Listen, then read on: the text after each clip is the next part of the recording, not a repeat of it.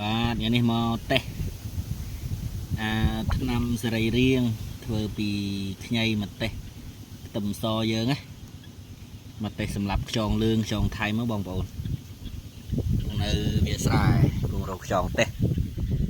រកខ្យងតេស្តមួយមើល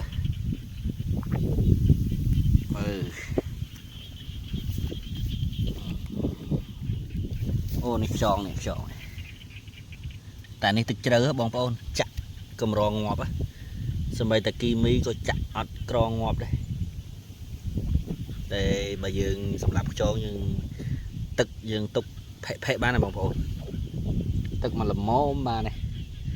តែឥឡូវខ្ញុំចាប់វាដាក់នៅកន្លែងណាទឹករាក់ហើយខ្ញុំសាក់ចាក់ថ្នាំសេរីរាង្គចូលមើលតែវាមានប្រសិទ្ធភាពទេណាបងប្អូននេះបងប្អូនខ្យងនៅរស់ហ៎ខ្យងនៅរស់ហ៎តន់ងាប់ណាបង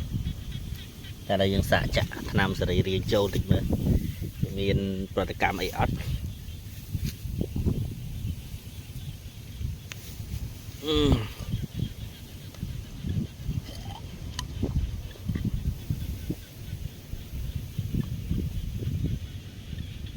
ចាក់ចូលក្នុងទឹកសាក់ចាក់ចូលក្នុងទឹកបងប្អូន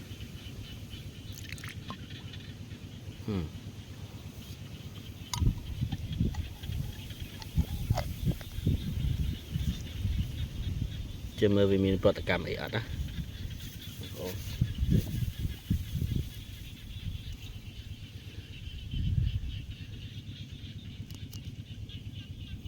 ឡូវនេះម៉ោង 4:56 នាទីចាំមើលយើងតាមដានវាប្រហែលនាទីវាសន្លប់ឬក៏វាងាប់ឬក៏មានវាអត់ងាប់បងប្អូននេះបងប្អូនវាចាប់ដើមកុហលកាហាយវាកាហាយបាន 2 នាទីបងប្អូនវាកាហាយចាប់ដើមប្រែប្រួលចាប់ដើមជាមួយតិចទៀតមើលវាងាប់អត់នេះបាន20 នាទីខ្យងវាលៀងវាអត់មានប្រតិកម្មវាអត់ហាមាត់វាទៅ